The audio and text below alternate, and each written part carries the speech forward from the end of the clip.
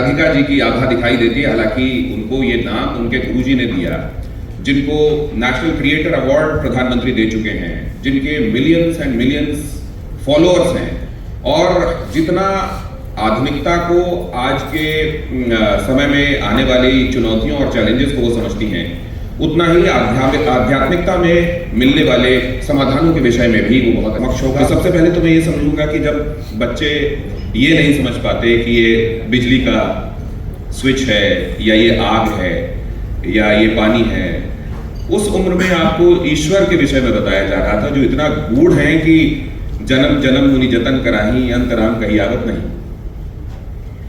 मुझे जिस तरीके से ईश्वर से मिलाया गया उस वक्त, वो मुझे उस वक्त इतना गूढ़ लगा नहीं, क्योंकि उन्होंने मुझे कहानियों के तौर पे समझाया कि जैसे आप कहानियाँ पढ़ते हैं, कहानियों में पात्र होते हैं, कैरेक्टर्स हैं। मेरे लिए जब शुरुआत हुआ तो श्री कृष्ण एक कैरेक्टर थे, मेरे लिए श्री राम एक कैरेक्टर थे, तो मुझे बड़ा इंटरेस्टिंग लगता था। मुझे लगता था ये कोई भी एक दूसरी कहानी जैसी कहानी ही है, क्योंकि एक छोटा सा बच्चे के अंदर मन नहीं आता कि अरे भगवान है, पर वो धीरे धीरे होगा। तो जब पहली बार गजेंद्र मोक्ष की कथा मुझे सुनाई गई तो मेरे लिए बड़ी ऐसी थी कि कोई सुपर पावर आया, जैसे हमें सुपरमैन की कहानियाँ, बैटमैन की कहानियाँ सुनाई जाती है। मुझे पहली बार में श्री कृष्ण की कथा सुना दी कि आपकी नज़र में सबसे पावरफुल कैरेक्टर यही है, यही सबको बचाते हैं आगे। तो मेरे दिमाग में तब ये था, तब ये नहीं था कि अच्छा भगवान है कोई। Very young, I would say I was 5 or 6 कि मुझे जब ये कथा पहली बार, और वो भी आपको बेड टाइम स्टोरीज में सुना रहे हैं, तो आपके दिमाग में ना बच्चे इमेजिन बहुत करते हैं, तो आपकी समझ आने लगा। तब उन्होंने मुझे कहा कि अच्छा ये भगवान है, ये हर जगह होते हैं, ये तुम्हें बचाते हैं, इनके लिए आपके मन में विश्वास होना चाहिए, भक्ति होनी चाहिए। और फिर वो प्यार, भक्ति, विश्वास धीरे धीरे बढ़ते बढ़ते इस हद तक बढ़ा कि आज मुझे ऐसा लगता है कि मुझे बड़ी से बड़ी विपरीत परिस्थितियों में भी वो स्ट्रेस महसूस नहीं होता, क्योंकि मुझे पता है कि आज तक ऐसा नहीं हुआ कि उन्होंने मेरी सहायता नहीं करी। तौर से अगर आप कहें तो मुझे लगता है बिल्कुल, जिस तरीके के इशू में हम आज प्रवेश करते जा रहे हैं, सबसे ज़्यादा यूथ है यहाँ पर। और आज मैं यहाँ आने के 10 दिन पहले ऋषिकेश में थी, जहाँ पर एक इंटरनेशनल योग फेस्टिवल चल रहा है, और वहाँ इंडियन से ज़्यादा फॉरेनर्स हैं जो आपके कल्चर को समझने आ रहे हैं। वो योगा समझने आ रहे हैं, वो मेडिटेशन समझने आ रहे हैं, वो स्क्रिप्चर्स समझने आ रहे हैं, और उनको ऐसा लग रहा है कि बाहरी जो भी एक्सपोजर्स है, चाहे वो टेक्निकल है, चाहे वो कॉर्पोरेट लेवल पे है, चाहे वो एजुकेशन लेवल पे है, सब स्ट्रेस का इलाज इस अध्यात्म जो उनको भारत में मिल रहा है। तो मुझे लगता है कि आज के समय में हमें उस चीज़ को जिंदा रखना, भारत के उस कल्चर को जिंदा रखना जितना ज़रूरी हो गया है, उतना ज़रूरी पहले कभी भी नहीं था। पहले शायद वो जिंदा था।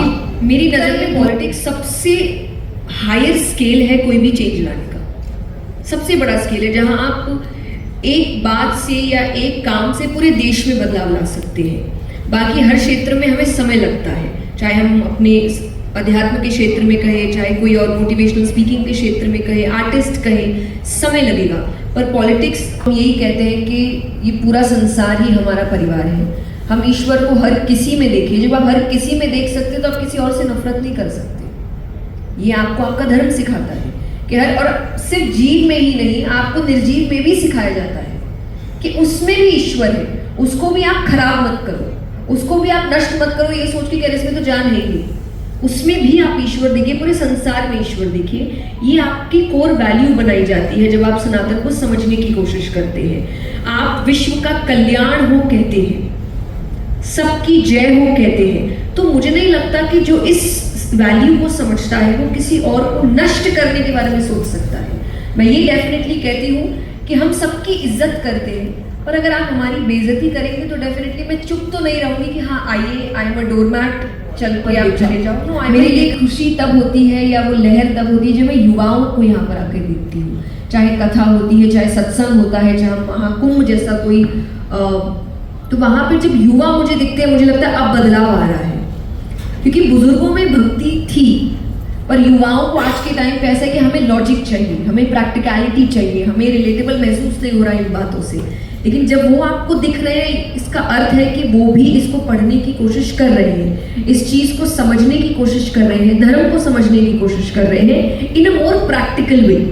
तो मुझे बहुत ज्यादा खुशी होती है कि आने वाली पीढ़ी अगर समझ जाएगी आध्यात्म क्या है, धर्म क्या है, तो मेरे हिसाब से देश उसी दिन सच में बदलेगा। बोलिए, लेकिन जब आप आप स्कूल्स में जाके भी यही बोलिए, आप किसी भी सेकंड, जहाँ हर जगह रूल्स है, आप ऑफिस जाते हैं वहाँ आपको रूल बताए जाते हैं, कैसे काम होगा, कैसे नहीं होगा, क्या टाइमिंग्स होगी, आपका स्पेस क्या है, आपको बैठना कहाँ है। आप नहीं जाके बोलेंगे एक दिन अच्छा नहीं आज मेरा मन बॉस के ऑफिस बैठने का है, और बॉस कहेगा अच्छा ठीक है, no, you have a space. नहीं, मैंने उनसे पूछा कि आपने नकली जटाएं लगा रखी हैं, आपके बालों का एक्सटेंशन जो है ये ओरिजिनल नहीं है, आपने नकली लगा रखी हैं, तो ये ठीक है क्या? आपने यहाँ पे आके ये त्रिपुंड लगा लिया है, ये ठीक है क्या? तो बोले इसमें गलत क्या है? ये हमारे साधु संत जो हैं, और कई यहाँ साधु संत भी ऐसे हैं जो एक्सटेंशन लगा के हैं, तो उसमें गलत क्या है? आप मुझे क्यों कह रहे हैं? इस तरीके से तो आप दरवाजे बंद कर रहे हैं हम पे। नहीं, देखिए कोई भी चीज़ें अगर बिना भाव के हो रही है, फेक तरीके से हो रही है, तो मैं तो उसके खिलाफ ही हूँ। बट हाँ, ये चीज़ें मैं नहीं कहूँगी कि बहुत रूल के टीका लगा, हम वृंदावन जाते हैं वहाँ तो आपको चलते फिरते लगा रहे होते हैं, नॉट दैट हर व्यक्ति वहाँ पे इतना ही भक्त है जैसे। किससे मापेंगे आप? वो देखिए भाव का स्केल उससे लाता है कि शबरी ने भी अपने घर में किया था। अगेन, शबरी माता नहीं कही थी कि मैं पूरी जगह जाऊंगी, मैं अयोध्या पहुंच गई राम जी की जगह, उन्होंने अपनी जगह बुलाया। आपकी इतनी भक्ति है, आप शबरी माता है, आप अपने स्थान पे भक्ति करिए, श्री राम नहीं आए तो मेरा नाम बदल देना। कुंभ को लेकर बहुत सारी बातें और भी हुई, जैसे वहां का जल कितना। पहला जो क्वेश्चनिंग, मुझे ऐसा लगता है अगर आप मेरा ओपिनियन पूछेंगे, मुझे मायने नहीं रखता कि कितने नंबर्स आए नहीं आए। जब मैं किसी ऐसे स्थान पर हूँ जहाँ मेरी श्रद्धा है, मैं वहाँ टेक्निकल होके नहीं जाती कि अच्छा ये कंपटीशन जीतने वाला काम था कि इसमें इतने आए तो ये कंपटीशन जीत गया। यहाँ लोग आए, उन्होंने भक्ति करी, मेरे लिए यही बहुत महत्वपूर्ण है कि वहाँ से आने के बाद वो खुश है, वो जल वो अपने घर लेकर आ रहे हैं, उनके परिवार खुश है, उनको ऐसा लग रहा है कि इतने वर्षों में जो एक बार हुआ वो हमने उसके दर्शन किए, अपने बच्चों को लेकर आ रहे हैं, कोई अपने बूढ़े दादा दादी को लेकर आ रहे हैं गोद में, उनको उन्होंने स्नान कराया है। आई फील मेरे लिए यही जीत है, नॉट दैट के नंबर है। सेकेंड, आपने जो कहा ऑब्वियसली बहुत दुखद है वो चीज़, और उसके लिए मैं नहीं कहूँगी कि मैं कोई भी ऐसा कुछ नहीं काइंड रिएक्शन। और लेकिन बाबा बागेश्वर का जब नाम आता है तो आप एकदम सहज महसूस करती हैं, थोड़ा आप भी मेरे जैसा हो जाती है?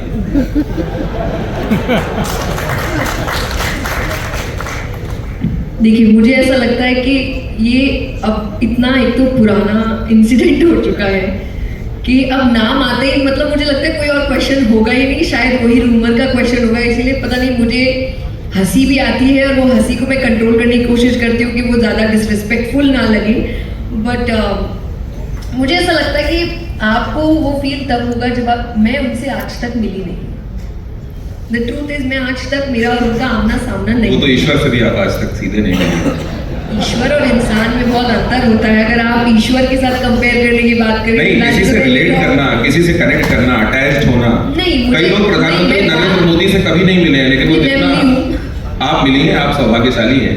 बहुत सारे लोग ऐसे नहीं हैं जो मतलब मिले हों, लेकिन वो बड़े पैशन से, उतनी इंटेंसिटी से उनसे जुड़ाव महसूस करते हैं। नहीं, आई वुड से उस सेंस में भी नहीं, क्योंकि नाम हम मिले नहीं, हमने एक ही बार बात की है, और उस पर भी I think for just 5 minutes वो मुझे जो विवाह इत्यादि हो रहे थे उन्होंने मुझे, वो आइसक्रीम खाते हुए आपको किसी ने देख के ये ना कहा होता अच्छा अब भी यहाँ के आइसक्रीम खाती है? नहीं, अब मुझे कहा है, मैंने हैदराबाद कथा करी और मैं वहाँ के सबसे बड़े आई थिंक आइसक्रीम पार्लर में गई और मैं आइसक्रीम खा रही हूँ। मुझे लगता है आइसक्रीम खाना पाप होता है या कोई बहुत गलत। अच्छा, एक बात बताइए, कितने लोगों का क्रिश्चियन डियोर का बैग, उसकी फोटो खींच के उनसे पूछा जाता है ये बताइए कि आपने बैग क्यों रखा? कितने लोगों का खींचे बताइए?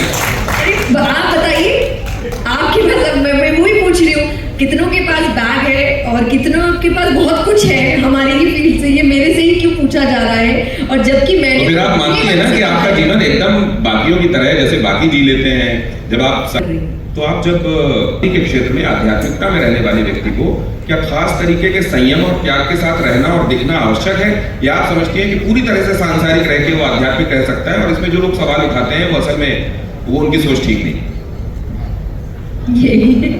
नहीं, so I will answer it properly. मैं मानती हूँ कि स्टूडेंट लाइफ के बाद दो रास्ते जाते हैं, एक गृहस्थ है, एक वैराग्य है। अगर आपको वैराग्य लेना है तो प्लीज आप वैराग्य लीजिए। गृहस्थ में रह के मुझे एक बीच का जीवन जीना बिल्कुल पसंद नहीं है कि मैंने गृहस्थ चुना है तो मैं अच्छे से जीऊंगी। और मुझे लगता है भगवान के ऐसे कई भक्त हैं जो गृहस्थ में थे। अर्जुन, आई थिंक भगवान ने अर्जुन से तो नहीं कहा कि जो मुकुट पहना है त्याग दो, ये जो सोने के जेवर पहने त्याग दो, ये रथ छोड़ दो। और उनको तो भगवान ने गीता का ज्ञान दिया है। और जब अर्जुन कह रहे हैं कि युद्ध करने से अच्छा मुझे लग रहा है सब त्याग के चला जाओ, तो भगवान ने कहा ये कायरो वाली हरकत है। आपका आध्यात्मिक होने का मतलब बाहरी दिखावा नहीं होता। आध्यात्मिक होना है आप मानसिक तौर तो से। जैसे मान लीजिए कि आप कभी आपकी तबीयत ठीक नहीं है, मान लीजिए आप टेम्पररी है। आप, मुझे पता है, आज मुझे पता है कि मेरा काम, मेरा फेम, मेरे पास जो चीजें हैं ये सब टेम्पररी है, ये मुझे पता है। पर ये मैं मानसिक तौर से ये याद रखती हूँ। और उस चक्कर में मैं जब तक वो मेरे पास है उसे एंजॉय ना करूँ, ये तो मेरी मूर्खता है ना। क्यों ना करूँ? और मैं अपने मेहनत से कर रही हूँ, मैं गवर्नमेंट को बता रही हूँ मैं कितना कमा रही हूँ, मैं अपने टैक्सेस भर रही हूँ, तो कोई थर्ड पर्सन फिर क्यों ही मुझसे पूछे।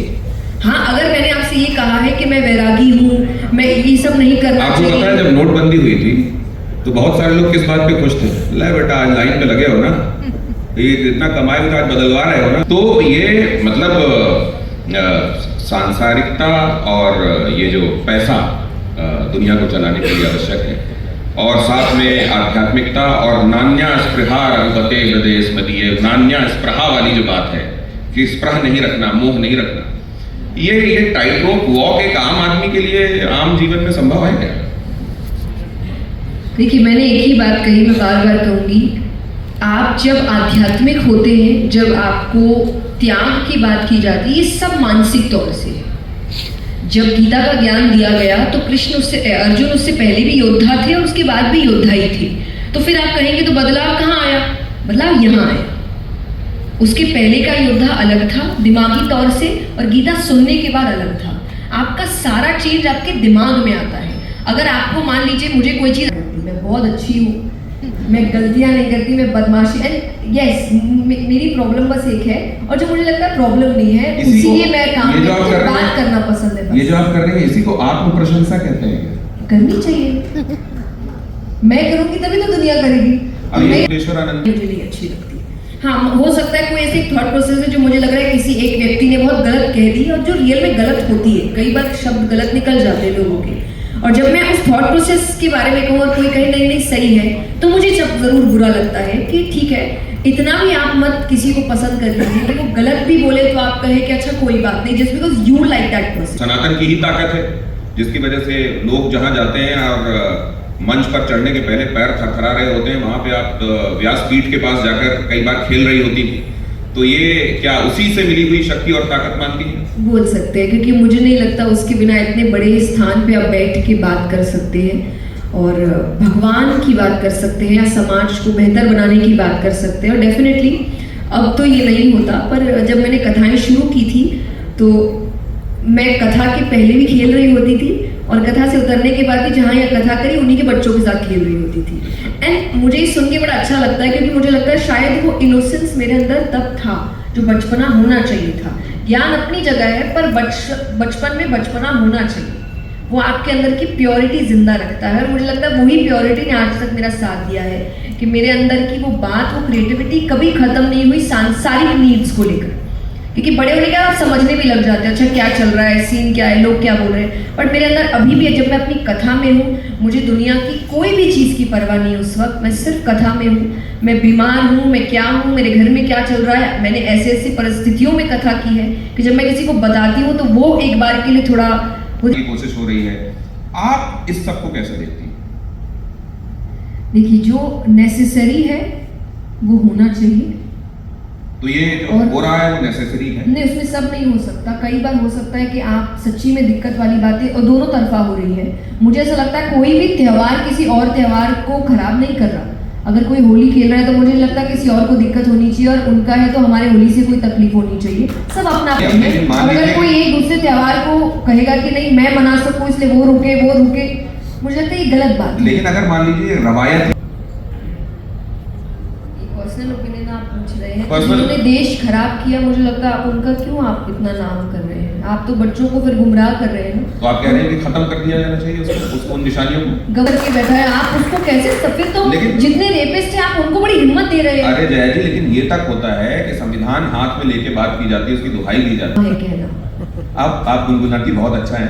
मुझको रैप अप के लिए कह दिया गया, रैप अप प्लीज। मेरा मन नहीं कर रहा है कि मैं जया किशोरी जी से बात कभी रैप अप करूं, लेकिन क्योंकि अब मुझे आदेश है कुछ भगवान की ही लिए और हमारे यहाँ मौजूद और आपको देख रहे ऑडियंस के लिए, क्योंकि मैं देखता हूँ सुबह वॉक पे मैं जब जाता हूँ तो जया किशोरी जी इस घर से नहीं तो उस घर से सुनाई दे रही होती है सुबह सुबह। तो आज यहाँ मौजूद हैं तो जरा उनके साक्षात सुन लें। देखिए अभी तो एक ही खुशी है और मैं ये भजन अभी काफ़ी जगह गा रही हूँ थोड़ा बदल के, तो ये हमारी इच्छा है, हमारे सबकी सोच है, बाकी समझदार को इशारा काफ़ी है। मेरी झोपड़ी के भाग आज खुले जाएंगे शाम